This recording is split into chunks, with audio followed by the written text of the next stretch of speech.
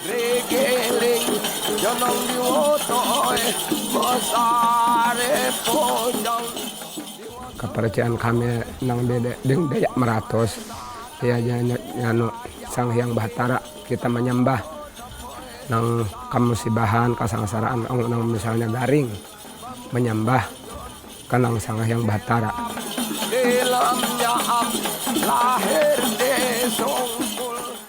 Ya rasa syukur kami terhadap panen besar gitu. Tradisi itu harus diturunkan ke anak cucu kita supaya jangan terputus. Dari turis luar itu kebanyakan mereka melakukan penelitian atau mencari burung yang belum pernah mereka temui. Jadi mereka hanya datang, mencari, melihat foto dan video. Itu udah puas bagi mereka.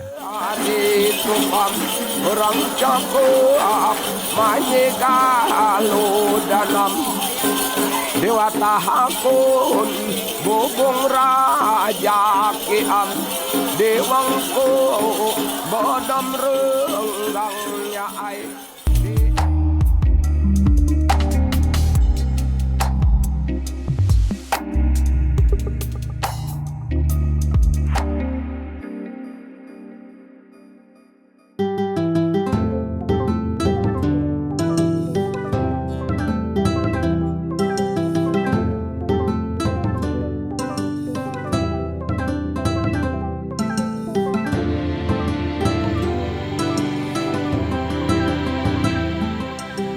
Orang Meratus ini secara tradisional mereka tinggal di Pegunungan Meratus ya. Pegunungan Meratus ini membentang di Tenggara Kalimantan ya. Jadi kalau di Kalimantan Selatan itu dari Kabupaten Tanah Laut ya terus sampai perbatasan Kalimantan Timur dan Kalimantan Tengah. Jadi orang Meratus ini dia tinggal di lembah-lembah, di bukit-bukit, baik di sisi timur maupun di sisi barat dari Pegunungan Meratus. Nah, sehari-hari mereka ini adalah peladang berpindah yang handal.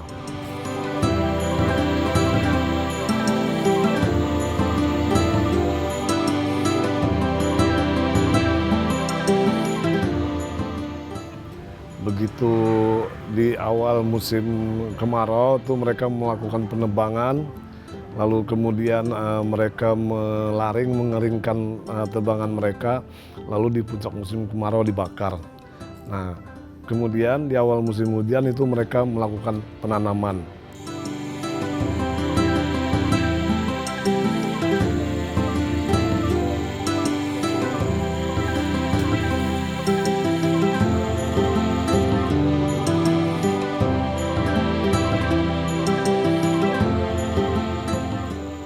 Padi ini bagi orang Meratus adalah tanaman yang sakral.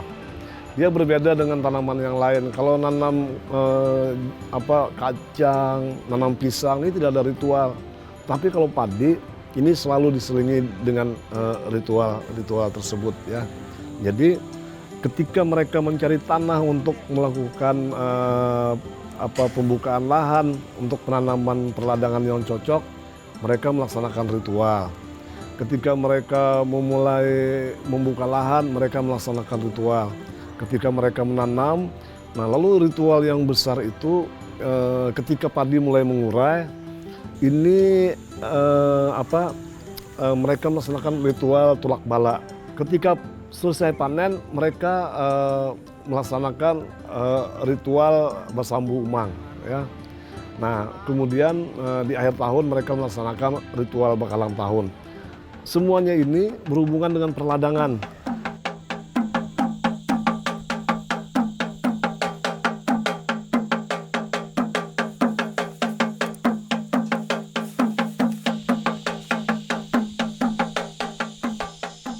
Karena dari Desa Haratai ini Bu ada agama Islam, ada agama Kristen, ada agama Kahringan. Jadi yang dari Desa Haratai ini ada tiga agama, Bu.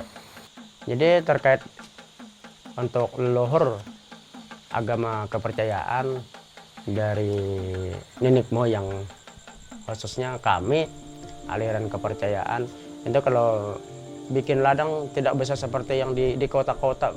Kalau ini kan untuk daratan tinggi, jadi harus bikin ladang itu di tempat di lereng-lereng gunung. Jadi kalau tradisi dari agama kepercayaan itu turun temurun dari nenek moyang, harus lahan berpindah-pindah. Hasil panennya tidak begitu menguntungkan kalau tidak berpindah-pindah. Kalau di satu tempat aja mungkin, kalau untuk yang pertama mungkin bagus, kalau untuk yang kedua kurang panennya gitu. Karena untuk dari dusun Kadayang khususnya, Bu, kalau untuk kami desa Haratai, karena itu tidak ada pupuk, tidak ada apa, jadi ladang itu harus berpindah.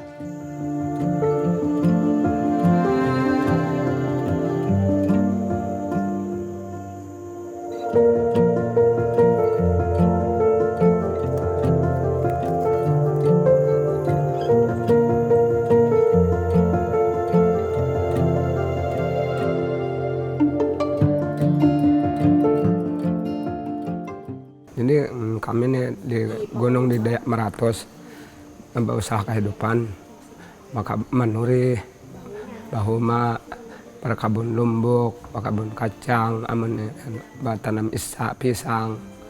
Pang kami kehidupan sehari-hari kesan ongkos wilanja.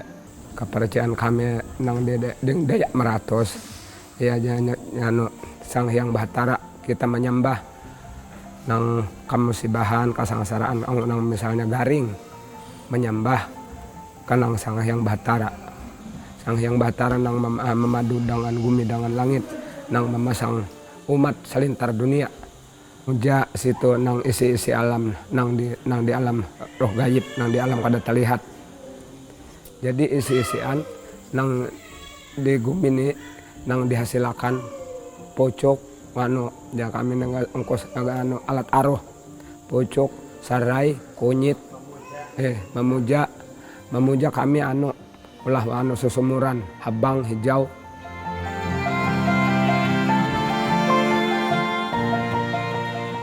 Kami ia mengadakan hukum adat. Hukum adat ini kada kawa camuh, kada kawa orang luar sedih masuk, misalnya membakar, misalnya masuk atau mengolah lahan atau mengolah peribahasanya nang kami ada hasil alam nak tahu gawe kada kawa. Ya kami ada akan undang-undangnya hukum adat. Adat ini kada kawa nang camuh nang sabaran bebas kada kawa. Berartinya bila kami misalnya nang kahutan ini biar tahu masuk kada kawa. Pokoknya dia ada akan hukum adat. Karena dibelah diadakan hukum adat nang kayak apa bisa orang di alam gaib itu kadim apakah nang jinjar kami nih karena kamu sibahan.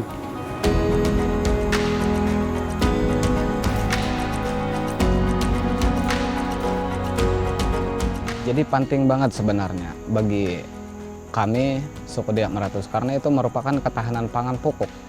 Jadi tanpa padi kita kemungkinan hidupnya akan susah.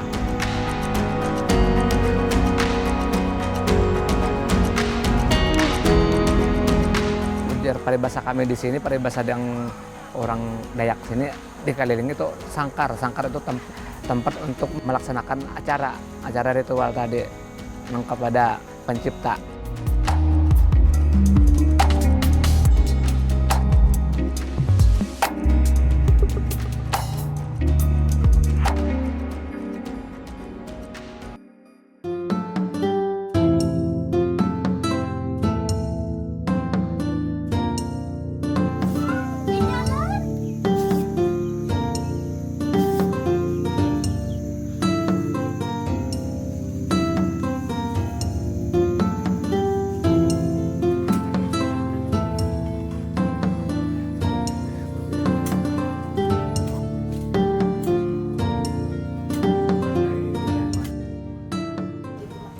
Dari turun temurun, tumat datumu yang kami asalnya bahari, marang tuhadah bahari, asalnya kayak tepang timurun, artinya kami dimadakan kehidupan, ulah pemakan.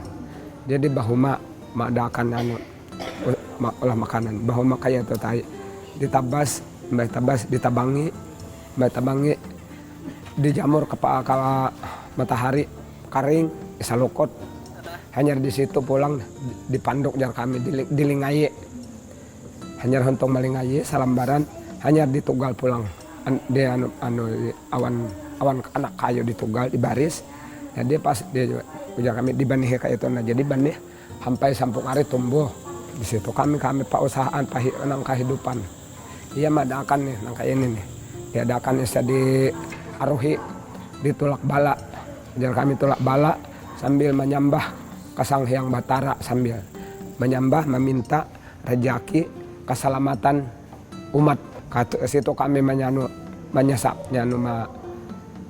menyerah.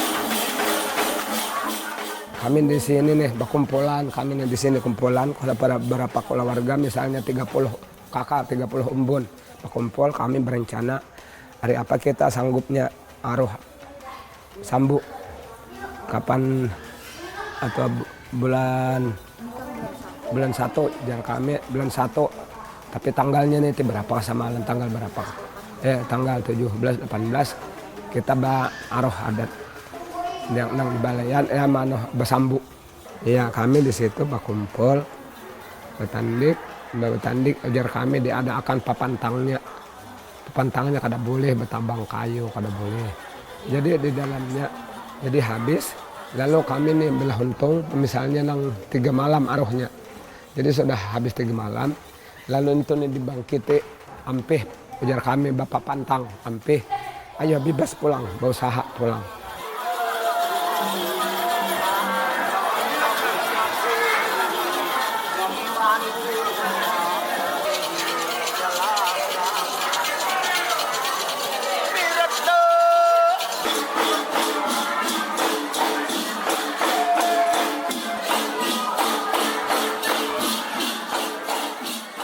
Jadi penting banget sebenarnya bagi kami suku Dayak Maratus karena itu merupakan ketahanan pangan pokok. Jadi tanpa padi kita kemungkinan hidupnya akan susah. Makanya orang-orang Maratus itu nanam padi dibilang orang petani padi, tapi nggak pernah jadi uang karena selalu disimpan. Jadi disimpan itu di lumbung padi. Yang pertama mungkin kalau kita lihat dia karena hidup suburnya sedang mungkin lahan-lahan yang kita pakai itu sudah diberikan sesuatu dari yang kuasa gitu. Jadi keistimewaannya tidak pakai pupuk itu dari aroma terus saat kita memasak berasnya itu beda memang jauh berbeda sama hasil padi yang dikasih pupuk. Biasanya kan ada yang dikasih pupuk itu ada yang keras ya kalau sudah jadi nasi terus kondisi dingin dia keras. Tapi kalau di sini dalam dingin apapun ya nggak bakalan keras nasinya. Dan aromanya juga keluar aroma khas.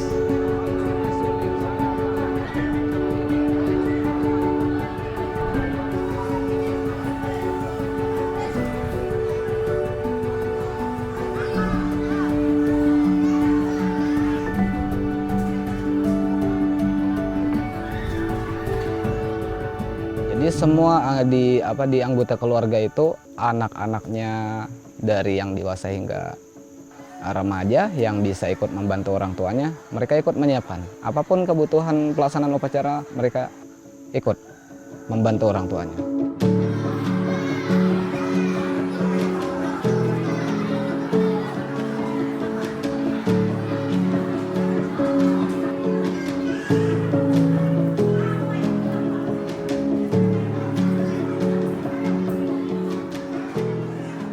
Pelaksanaannya dari pagi itu sudah setiap kakak ini harus kumpul ke balai.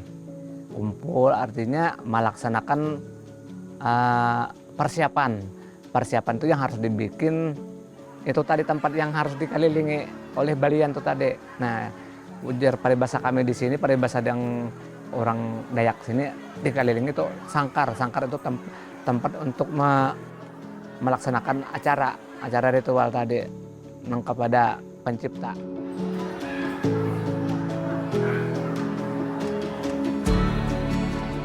Kalau untuk itu sih nggak ada yang berubahnya, tetap sama. Namanya kan juga leluhur, turun-temurun. Jadi tidak ada yang namanya untuk dirubah-rubah acara tersebut. Setiap tahun sama aja acaranya. Kecuali nanti pas pesta panen besar, baru ada ritual-ritual tersebut. Sebagai warga lokal Dayak Maratus, tentunya harapan ke depan supaya jangan terputus ya acara-acara tersebut yang seperti membuka lahan, terus menugal sampai panen besar, diacarakannya acara Arugana itu ya rasa syukur kami terhadap panen besar gitu. Jadi tradisi itu harus diturunkan ke anak cucu kita supaya jangan terputus.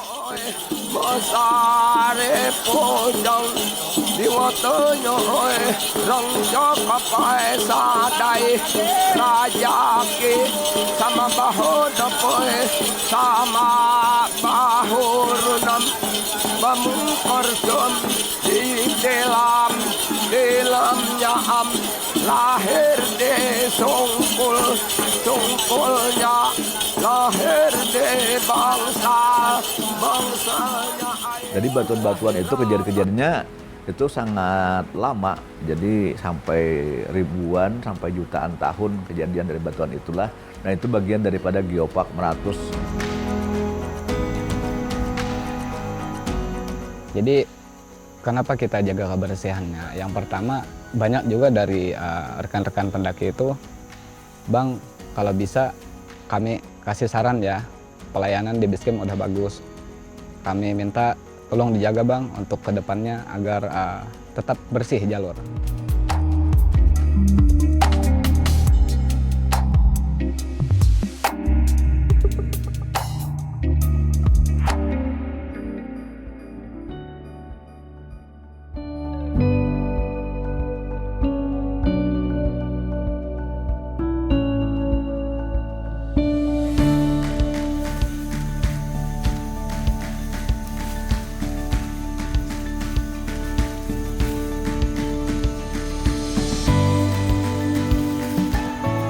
Pembersihan dilakukan dalam 3 bulan sekali atau per 3 kali kegiatan ada tamu nanjak ke Gunung Halau-Halakal.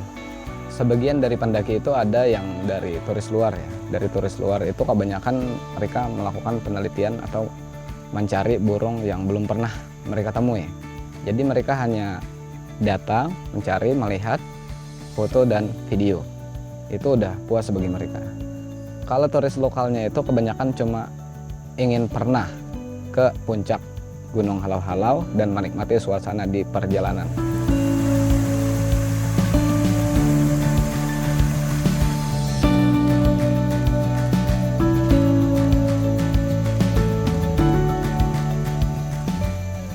Salah satu destinasi wisata di jalur yang ada di Dusun Kadayang yaitu Halau-Halau. Walaupun masih banyak gunung-gunung yang lain seperti Gunung Harungkangan, Gunung Harukapa.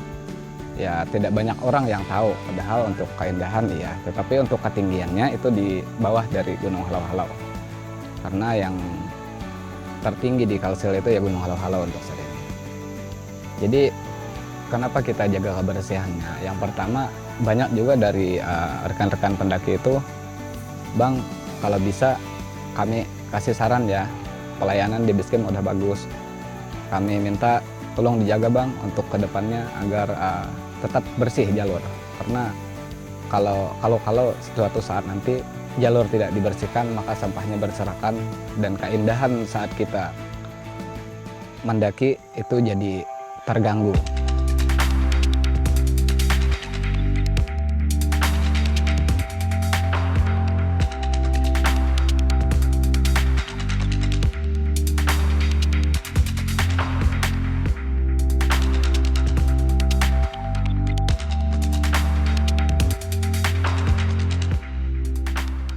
Banyak infrastruktur yang telah kita coba untuk melakukan pembenahan, terutama mengenai jalan dan jembatan agar memperlancar arus wisata yang menuju ke Lok Sado maupun juga masyarakat di sana juga untuk beraktivitas sehari-harinya maupun juga untuk melakukan mungkin aktivitas selain sekolah, pelayan kesehatan, juga distribusi barang ke sana supaya lancar sehingga kehidupan di sana berjalan dengan semestinya. Memang karena keterbatasan lokasi, artinya jalan di sana hanya sebatas jalan cor beton dengan lebar 2 meter, ketebalan sekitar mungkin 20 cm lah. Jalan cor beton ini yang bisa dimungkinkan untuk dilaksanakan di sana, karena kalau untuk jalan aspal kita tidak bisa, mengingat alat berat kita tidak bisa naik ke sana. Untuk pembangunan panjang tahapannya. Pertama, kita ada melakukan pertemuan di desa, kemudian ada pertemuan di kecamatan, tapi waktu di kecamatan kita ada masuk di sana. Nah, jadi di kecamatan itu nanti beberapa desa terkumpul, kita juga hadir juga, nanti di situ kita akan memberikan penjelasan. Memang tidak semua kondisi di desa di sana untuk pembangunannya ada yang aspal, ada yang jalan cor beton. Nah, paling karena kesepakatannya itu lebarnya nanti ada yang 1,5 kah, 2 meter kah, atau lebih. Yang penting kita tetap mengakomodir keinginan masyarakat, akan tetapi kita juga tidak melanggar ketentuan yang berada di atas kita.